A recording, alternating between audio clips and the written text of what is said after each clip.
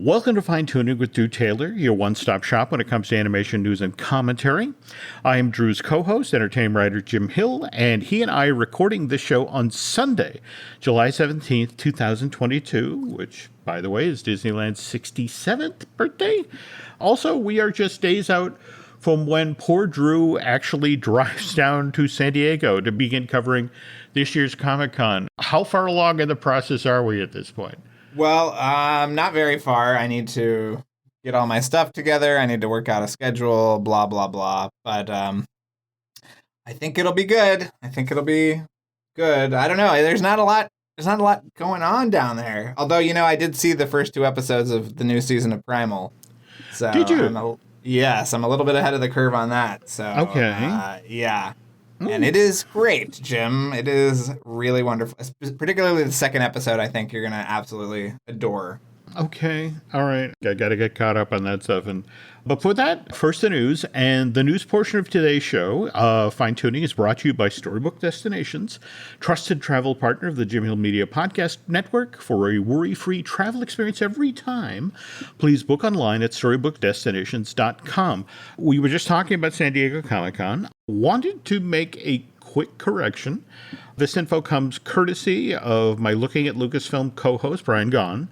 Brian first wanted to share his insights about the San Diego Comic-Con Special Edition that was held in November of last year. Brian was there and explained that though this was a scaled-down event, 50,000 fans attended, and these people had money to spend. Brian's good friend, illustrator Bill Stout, sold out of everything that he brought down to San Diego, and based on the exhibitors that Brian got to speak with, this was a very common occurrence at last year's special edition of San Diego Comic-Con. So you had fans and exhibitors who walked away from last year's event very, very happy. Also, Brian wanted to give it an update on what the actual COVID-related procedures are when it comes to entering and exiting the San Diego Convention Center. Brian explained the last 5 conventions I've gone to, they've all handled the COVID checks the exact same way. You only have to show your vaccination info once on the first day when you arrive. Then you're issued a wristband that you then show the rest of the convention. So at that point, it's pretty much the standard entry and exit procedure. Like you show your credential, you get in and out. As long as you have your wristband, there's no worries. So thanks to Brian for putting us straight on this, and apologies for putting bad info out there. That was me, by the way, not Drew. Also, a couple of other San Diego-related things I thought were worth sharing, because not everything happens at this event inside the convention center or next door at the Bayfront. Have you heard about what's going on at the Gaslight Diagonal? That's that area adjacent to the Omni where 6th Avenue ends? No. What's going on? This is the Bob's Burger movie activation, and by the way, I guess this is really a thing now, activation. Are there any themed entertainment professionals who can tell us when activation became a thing? Because it seems to be everywhere now. Everyone's using I know that Len is railing against the term activation on the main show. Mm-hmm. I think that I always associated activation with something closer to what is going on at Comic-Con. A limited time promotional event that immerses you in the world of whatever thing they're trying to market or promote. The weirder thing is when Disney uses it in park to suggest something permanent or semi-permanent that they've dreamed up, in a boardroom. So to me, the Bob's Burgers activation is an actual activation. However the parks is using it is like the wrong way to use activation. This is how I read it. So there you go. I cannot honestly tell you how thrilled I am with that explanation. Holy Is that cow. pretty good? No, that was amazing. Okay. All right, now finally somebody has made sense of this. I can see a temporary attraction like the Bob's Burgers movie thing, which, by the way, Thursday, July 21st through Saturday, July 23rd, this is going to be up and running across from the actual convention center from 10 a.m. to 6 p.m. There's going to be photo op opportunities. You get to play the Lucky Duck game from the movie. And the most important thing, especially given you're at Comic-Con, you're starving, from 3 to 6 on all 3 days this is up and running, is Patty Hour, where if you make your way over to the Bob's Burgers movie Activation, they will give you a free burger. Now, mind you, it's a first come, first serve situation, and supplies are limited. But on the other hand, free food at Comic-Con, that's a good thing. And we were just talking about the Lucky Duck game. Well, wait a minute. Did you watch the movie yet? I have not, but I saw the clip of the Lucky Duck dance from the middle of the movie. And seriously, Drew, that was enough to convince me I have to own the Blu-ray. I told you it was great. It was amazing. It's like, I mean, this really well choreographed and beautifully hand-drawn animation. And it was like, no, that's it. And speaking of which, the Blu-ray and DVD goes on sale Tuesday, July 19th. So I'm going out. I'm going to get this thing. And speaking of movies at Comic-Con, on Sunday, by the way, at Comic-Con, always the presentations got a little weird because it's the last day of the show. And didn't they used to call it Kids Day? Yeah, they did. I think of Sunday as get that hardcover graphic novel that the guy wouldn't budge on the price for the last 4 days. See if you could talk him down because he doesn't want to have to drive it back to Toledo or whatever. That's what I do on Sundays. But yeah. Oh, you are bringing back some very painful memories. Anyway, speaking of things on Kids Day, on Sunday, July 24th, in room BCF 6 at 12:45, there's going to be a family screening of Pixar's Lightyear. Oh, that's cool. It's being presented by Disney Media and Entertainment Distribution out ahead of Lightyear's home entertainment release. And when did it become Disney Media and Entertainment Distribution? Didn't it used to be Walt Disney Studios Home Entertainment? Well, it's home entertainment so DMED is the overarching, business unit. So basically the company is split between DMED and DPEP. And DPEP, as we know, and Jim talks about on his other shows, is Disney's parks, experiences, and products. So I guess one arm makes the stuff, the other arm distributes it. I don't know, but that's DPEP and DMED are the two different. So all Disney Plus is DMED, all park stuff is DPEP. So yeah, DPEP is basically the cast members that are being forced to move to Florida. DMEDs are the ones that can comfortably stay in California. That's another way to kind of divide it, Jim. Well, there we go. Again, another time we get cut off of Disney's Christmas card list. Thank you. Okay. Did it say when Lightyear is supposed to be on home video? No. In fact, what's fascinating is it's all over the map. In fact, I was just looking this morning, and there's at least one outfit that tracks things as they show up on an Amazon, and they're suggesting it could be as late as the first week of September. I think it'll be on Disney Plus the first week of August, is my guess. I would say that's smart money. What I want to do now is circle around to, okay, so after, say, for example, Turning Red turn up on Disney Plus, when did the Blu-ray become available for that? So, well, I'll check up on that later. Anyway, while we're talking about Lightyear, that Angus MacLane film came in 10th at the box office this past weekend, and just in case you're wondering, the new animated feature for this past weekend, Paws of Fury: The Legend of Hank, that came in 6th. Only sold 6.25 million worth of tickets in the domestic market, which is less than a fourth of what Minions: The Rise of Gru made this weekend, which is its third weekend in domestic release. So you're saying Hank wasn't that legendary? What was fascinating to say, if you looked out in the trades, were all the people talking about, why put this out now? Why wouldn't you put this out in September when exhibitors are like, you have nothing to give us. You have no product, where, this thing would have had a chance. You know what I heard, though, that Paramount bought the distribution rights for $10 million. So to me, they put, I don't know, 20 million into marketing it. They have something new to put on Paramount Plus in a few weeks.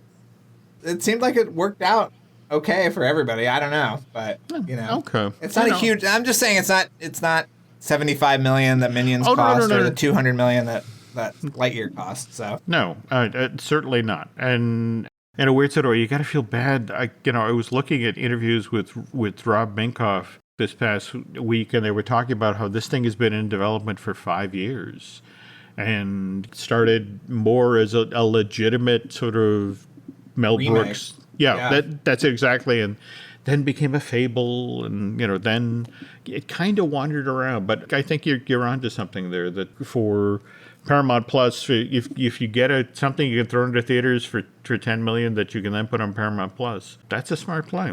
Well, it's like, we always talk about it. It's so hard to gauge what a success actually is because the metrics are so incredibly all over the map and also so kind of obscured from public scrutiny. So, who knows? We will never know how many people are watching Lightyear on Disney Plus, but it could be an absolute boom for the service, and we don't know. So maybe it will end up being, a smash and some metric, but yeah, I have no idea how some of these things are gauged. Again, Lightyear was number 10 at the box office this weekend, but number 11 was Marcel the Shell with Shoes On at 824. Just put it out in 105 more theaters this past weekend. And is it closer to you now, Jim? Is Marcel inching his way closer to you?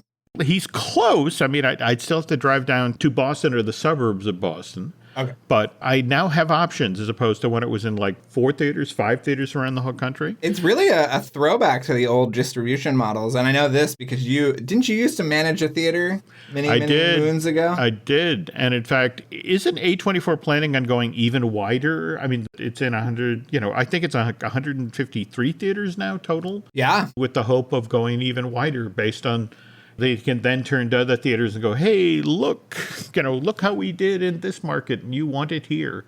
By the way, speaking of Marcel with Shoes On, we were talking on the last show about Jenny Slate and Dean Fleischer-Camp, the former couple that are the creative team that do Marcel the Shell together.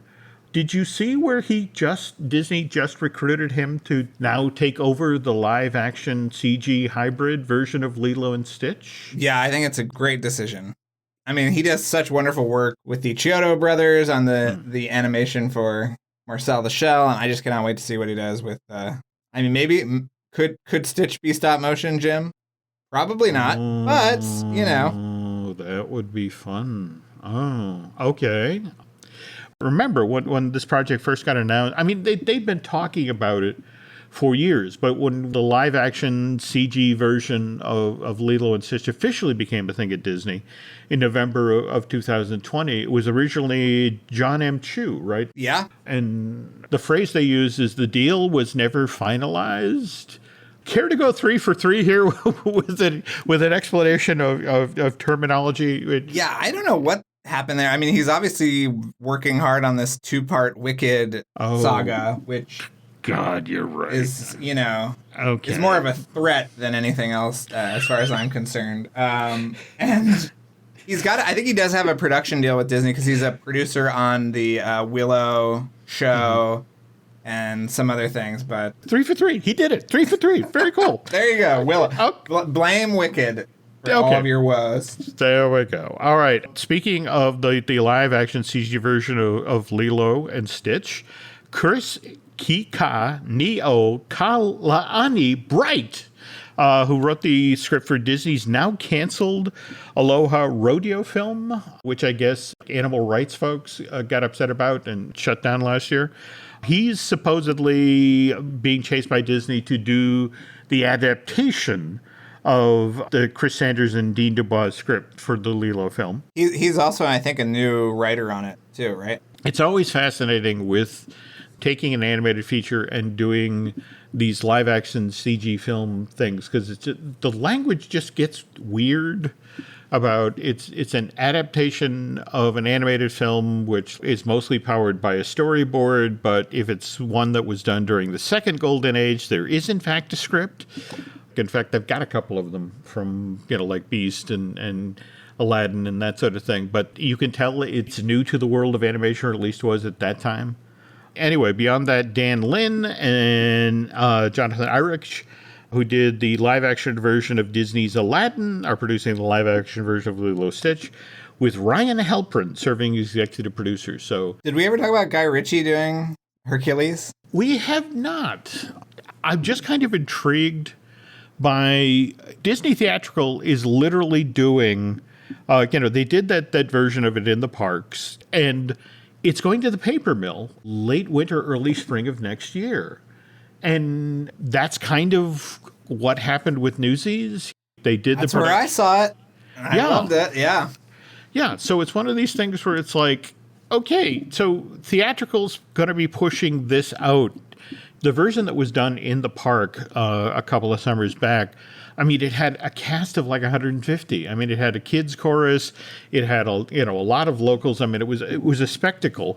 And so the version that's being done at the paper mill is a sort of a proof of concept that this can actually work as a stage show that doesn't have an additional 100 people on stage. Oh, interesting. There's definitely agenda here because supposedly one of the things that Disney Theatrical responds to is the requests from high schools and colleges, and they'll get letters to the effect of, hey, have you guys released our Hercules yet? Because we'd really love to do that.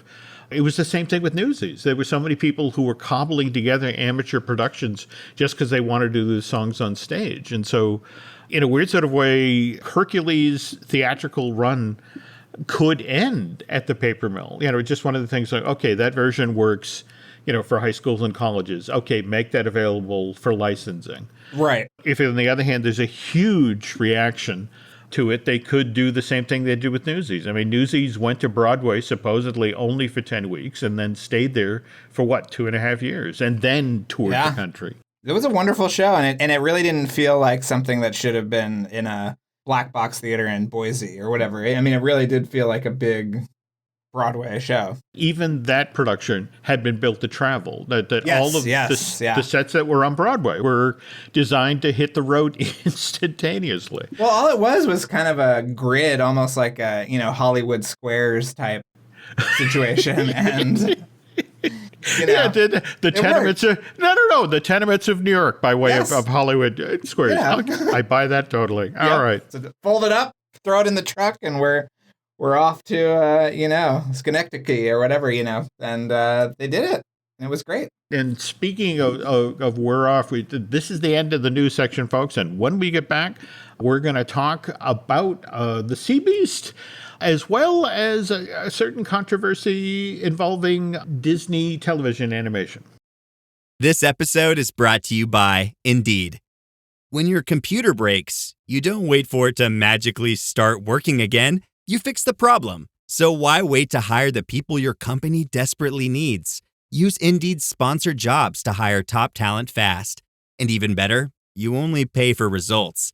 There's no need to wait. Speed up your hiring with a $75 sponsored job credit at Indeed.com/podcast. Terms and conditions apply. Introducing Meta Ray-Ban Display, the world's most advanced AI glasses. With a full color display built into the lens of the glasses, it's there when you need it and gone when you don't. Send and receive messages, translate or caption live conversations, collaborate with Meta AI, and more. Be one of the first to try Meta Ray-Ban Display. Visit meta.com/Meta Ray-Ban Display to book a demo and find your pair.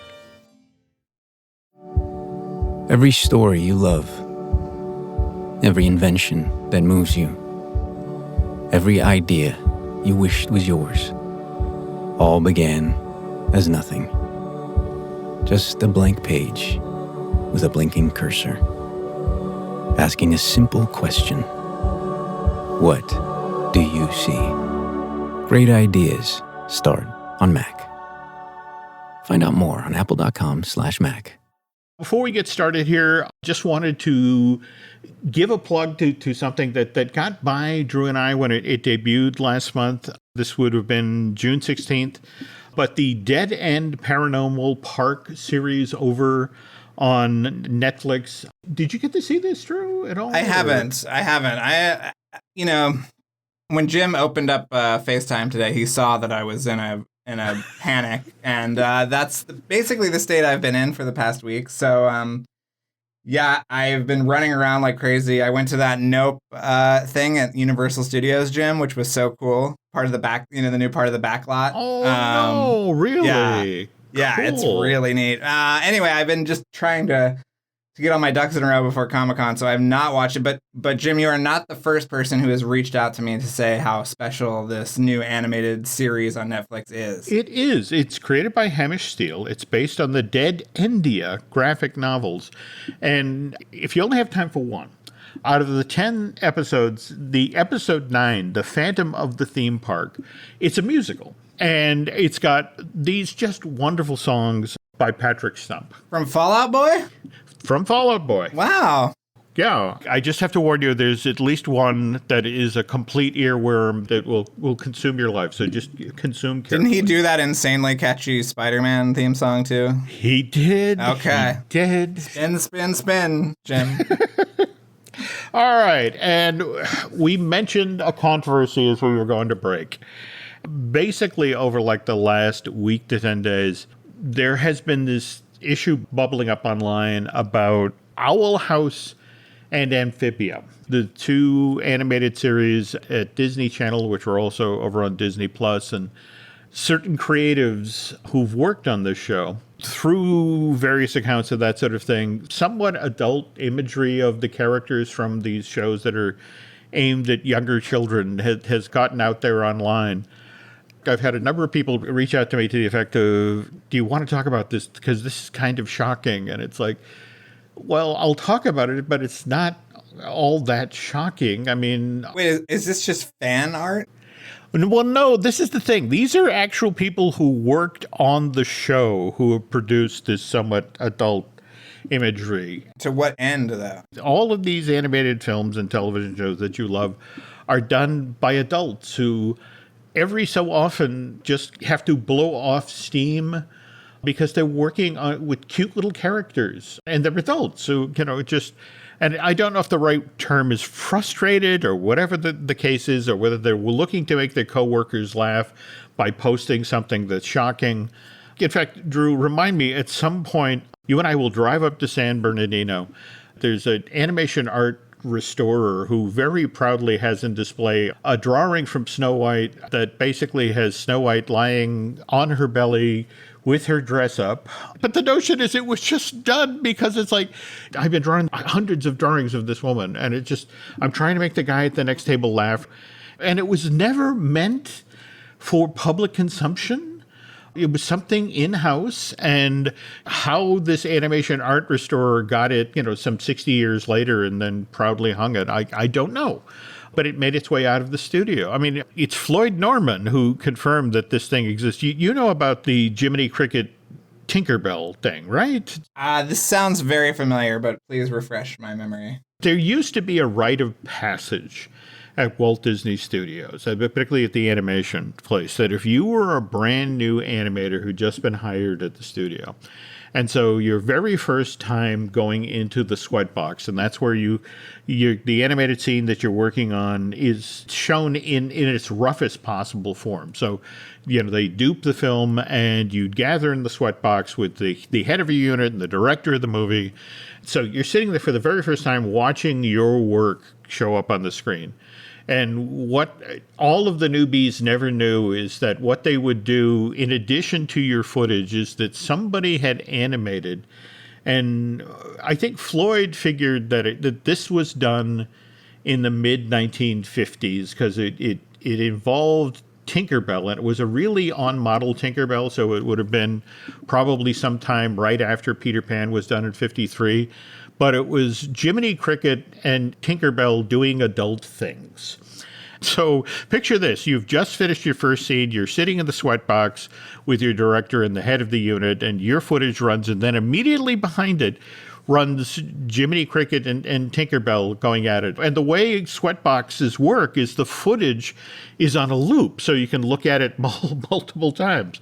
So, this poor young animator is I didn't do that, I didn't. And everybody in the room laughs. Of course, kid, you didn't do it. We just did that to shock you. And then they would carefully cut the Tinkerbell and Jiminy footage off of the pencil test, and then it would get hidden away in somebody's drawer, to wait for the very next next newbie to show up at Victim Disney. is what is, I think, There we the word go. you're looking for, yeah.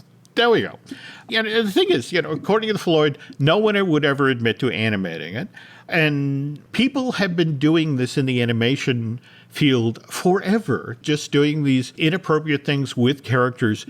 I think the key difference is that because we live in the age of the internet and social media, this stuff that would normally be in-house and no one would ever see now has all of these ways it can filter out. And I think that's what's interesting about this whole Owl House Amphibia situation is the people who did this.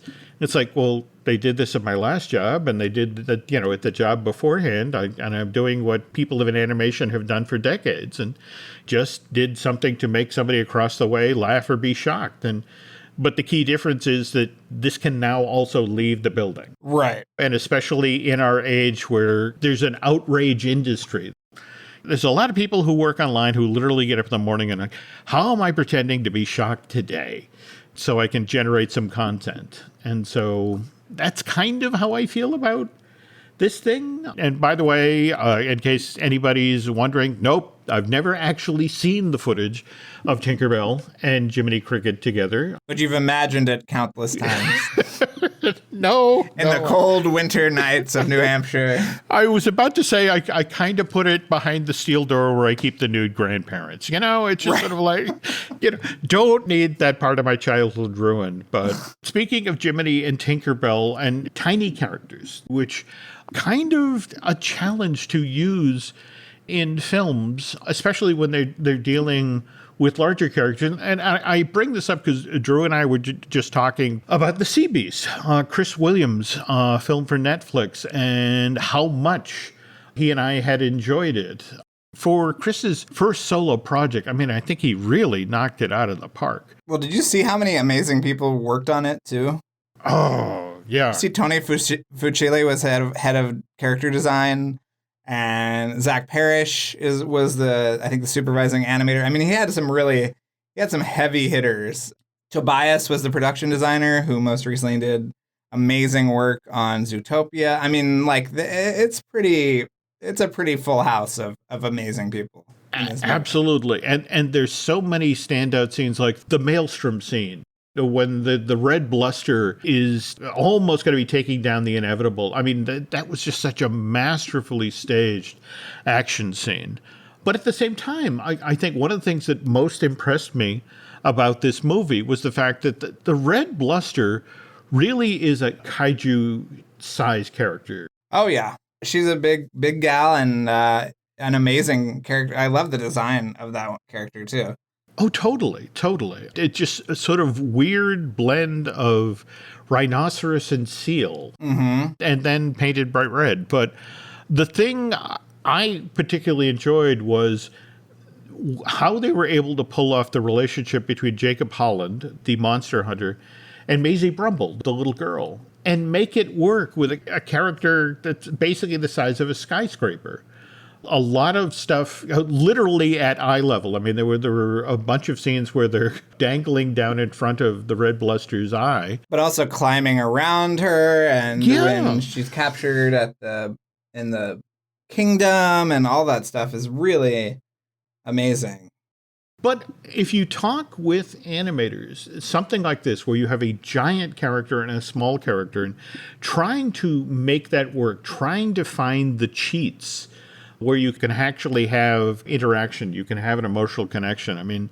We were just talking about Jiminy Cricket, and you think about the scenes in Pinocchio. In fact, headed into this fall, we're going to get to see two different takes on how to do Jiminy for today. We've got the Zemeckis Disney live-action hybrid, and I want to say Gennady, and I know that's wrong. Guillermo del Toro. Guillermo del Toro. Why do I keep doing that? I don't know. But I love that in Guillermo's take on it, the whole point of the cricket is he's the little voice inside because he literally lived in the tree before it was taken down to carve Pinocchio, which I think that's a fun conceit.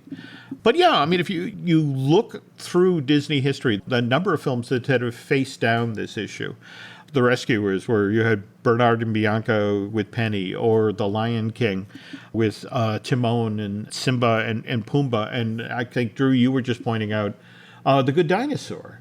Well, you remember the D23 footage where Spot ran from the back of Arlo's tail all the way up to the front of his head. Did you see that footage?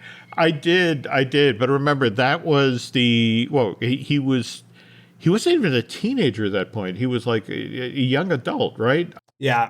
They definitely aged Arlo down over the course of production there. But yeah. I mean, I actually asked Peter Stone about this, and he said it was really hard. It was like a movie where a human is having a conversation with a bee, which they made an entire movie out of. I don't know if Peter saw that one called Bee Movie, but yeah, I understand his concern. Yeah. Yeah, that also another excellent example. Yeah. I know there's a lot of people who dismiss The Good Dinosaur as Pixar's first flop, but there's a lot of stuff that works in it. That scene down by the river where wordlessly the two characters converse about having lost family members. I mean, that's masterful. It's a beautiful scene. And it is. The scene where he picks up all the fireflies is really lovely. I don't think the movie totally works, but it definitely has flashes of really great, awesome animation and great character work for sure. Well, that's why I'm so looking forward to Peter's movie next year. That this is totally his, as opposed to having to come over the hill and rescue somebody else's movie. But again, sometimes, you work on animated features where they don't ever really figure out how to do small characters interact with larger characters. One thing that comes immediately to mind is the Black Cauldron and that fair folk scene where the fairies are hiding away from the Horn King under a pond. One of the few deleted things that actually made it out of Purgatory. I think that's pretty widely available, that scene, right? Yeah. What Drew's referring to is it was a much longer scene, and it was so many new young animators who were coming in who, this is going to be our Snow White. And it's like, oh, not even close. They just weren't there. They weren't at the level to be able to figure out how to handle that movie or in particular that scene. But then at the same time, you look at something like Gigantic and think about who you had working on that movie. Nathan Grano right off of Tangled, and Dorothy Kim, and likewise the Lopez's handling the score. Do you remember being at D23 and there must have been a 15 or 20 minute long presentation on Gigantic. That's how confident they were in that movie.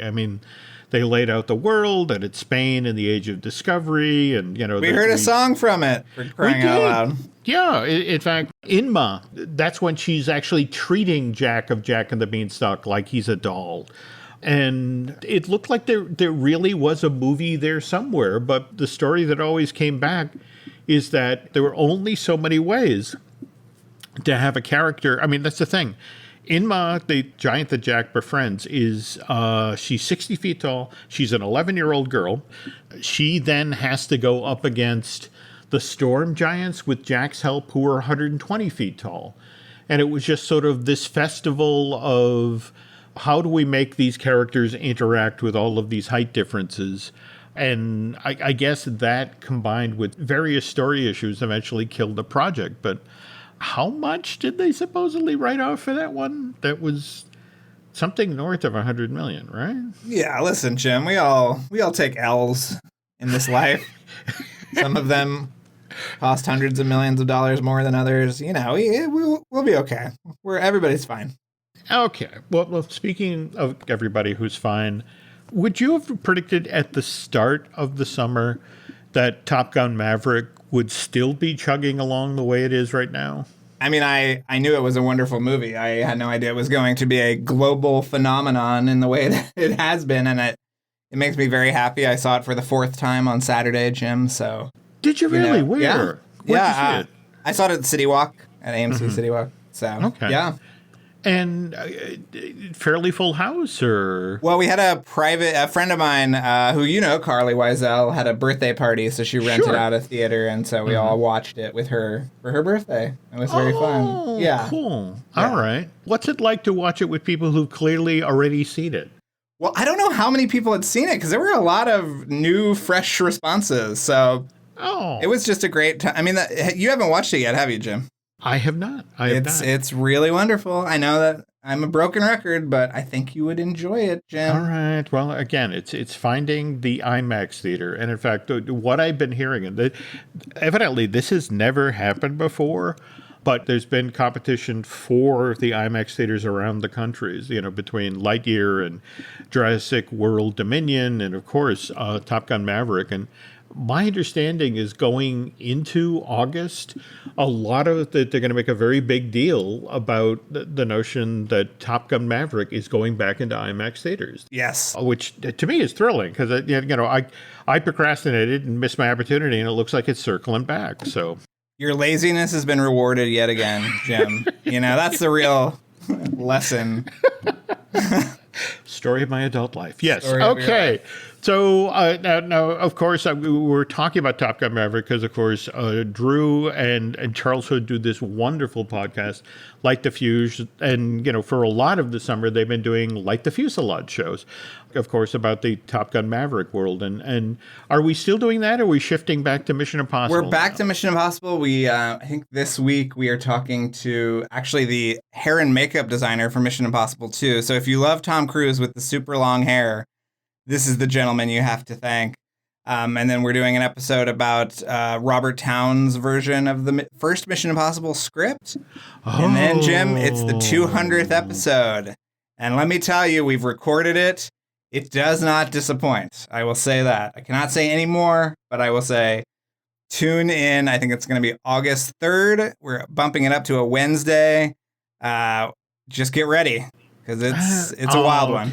But to tell you how much of a movie nerd I am, I'm actually now more excited because you mentioned Robert Towne. It's like, oh my God, really? The Robert Towne script. we found somebody who had it on some kind of old disk drive, and we had it, formatted, and we talk about where it is in the continuum of the scripts because he and David Koepp were kind of batting the screenplay back and forth, what the differences are between his version and the final movie. It's very interesting. It's a look at the Mission Impossible multiverse of madness, that's for sure. The Robert Towne version has been made and not the final version. So, yeah. And again, big 200th episode coming up. Yep. We have a couple of podcasts here as well. We got Disney Dish that I do with Len Testa. We have Marvelous Disney, which I do with Aaron Adams. And of course, we have Brian Gunn, who is nice enough to update us about the San Diego Comic-Con. He and I do the Looking at Lucasfilm. But in the meantime, as always, I know I say this on every show, but if you are not following Drew Taylor on social media, you are missing some really funny stuff as well as some breaking news. Drew, can you tell folks where they can find you online? I am at Drew Taylor, like a tailored shirt, on Instagram and Twitter. What about you, Jim? I am on Twitter and Instagram as Jim Hill Media and over on Facebook as Jim Hill Media News. And let's see. Final thing, folks, if you could do Drew and I a favor here. If you could head over to Apple Podcasts and rate and review, well, not just the show you're listening to right now, Fine Tuning, but also Light the Fuse. Likewise, if you want to head over to Bandcamp and subscribe, that would be helpful. That's going to do it for now. And Drew has to pack for San Diego. And maybe we'll get to chat with him afterwards, or maybe in the middle of. We're still working that out. We'll figure it out. We'll figure it out. But anyway, thanks for listening, folks, and happy trails to Mr. Taylor.